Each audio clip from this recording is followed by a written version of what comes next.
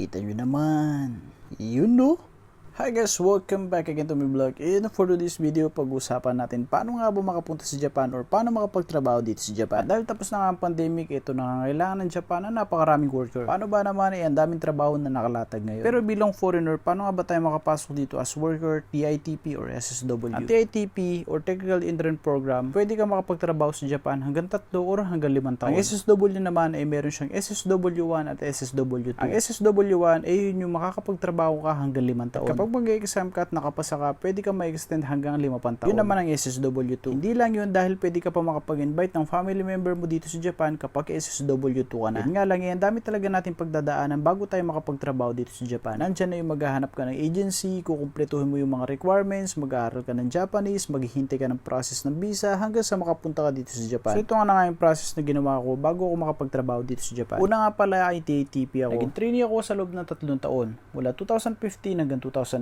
Pagkatapos kasi noon dun pa lang nag-uumpisa yung SSW1. Kaya nangyari hindi na kami na-extend ang visa. Good for 3 years lang talaga ang TITP or trainee program. Kaya nangyari wala kami magagawa kung hindi bumalik sa Pilipinas. Pero bago pa mangyari yung first time ko na pagtatrabaho dito sa Japan, i-share ko yung experience ko kung paano ginalaw yung process ko, kung paano yung nangyari sa akin, kung paano yung mga procedure, ano yung mga procedure na ginawa ko para makapag-apply ako dito sa Japan. Una, nag-inquire ako sa isang Japanese language school. Yung Japanese language school na pinag-applyan ko may partner agency na siya. Yun lang yung kagandahan kapag ikaw ay makakahanap ng isang Japanese language school na may partner agency na. Doon nakapag-apply ako, binigyan ako ng list of requirements. At hanggang sa nakumpleto ko yung requirements, pinasok ko ito, nag-exam ako, nagpa-medical ako, hanggang sa all clear lahat, naipasa ko lahat ng mga requirements ko at binigyan na nila ako ng date kung kailan yung orientation. Yung orientation ko, in-explain nila kung ano yung program, kung ano yung pwede kong mag-gain, kung ano yung mga possible na process na gagawin bago ka makapagtrabaho dito sa Japan. Pagkatapos noon ay nag-umpisa na yung pag-aaral ko ng Japanese language. At sa total na pag-aaral ko ng Japanese language, umabot ako ng 7 months. Sa 7 months na yun, kasama na yung pag-aaral ko ng skill. Yung kasi pinusukan ko na skill hindi lang siya language, meron na rin siyang skill. At ang skill na inaral ko ay welding. Habang nag-aaral ako ng Japanese language at ang skill, may dumating na company, isang shipbuilding company kung saan kukuha sila ng mga empleyado dito sa Pilipinas. Naalala ko pa yung date ng interview namin, October 2, 2014. 18